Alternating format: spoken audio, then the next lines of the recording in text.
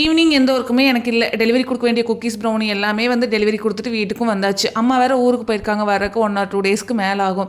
எனக்குமே வந்து ரொம்ப போரிங்காக இருந்தது. ஏதாவது ஈவினிங் ஸ்நாக்ஸ் மாதிரி பண்ணி சாப்பிட்லான்னு சொல்லிட்டு கிச்சனில் போய் பார்க்கும்போது ரேஷன் கடை பருப்பு நிறையாவே இருந்தது.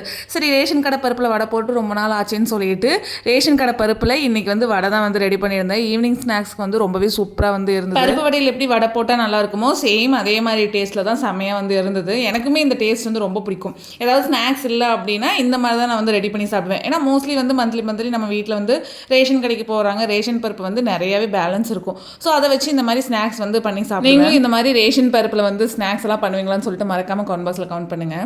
கையோடு வந்து டின்னர் ஒர்க்கையும் முடிச்சிடலாம்னு சொல்லிட்டு நைட் டின்னருக்கு பார்த்தீங்கன்னா சாதம் பண்ணிவிட்டு கூடவே வந்து முட்டை குழம்பு ரெடி பண்ணியிருந்தேன். முட்டை குழம்புல பார்த்தீங்கன்னா முட்டையை வந்து வேக வச்சு போடாமல் உடச்சூத்தி போட்டு செஞ்சுருந்தேன். வேக வச்சு செய்கிறத விட இந்த மாதிரி உடச்சூத்தி போட்டு செஞ்சோம் அப்படின்னா இன்னுமே வந்து டேஸ்ட் நல்லாயிருக்கும். இந்த முட்டை குழம்போட ரெசிபி வீடியோ இன்னொரு ஷார்ட்ஸில் கண்டிப்பாக நான் வந்து ஷேர் பண்ணுறேன்.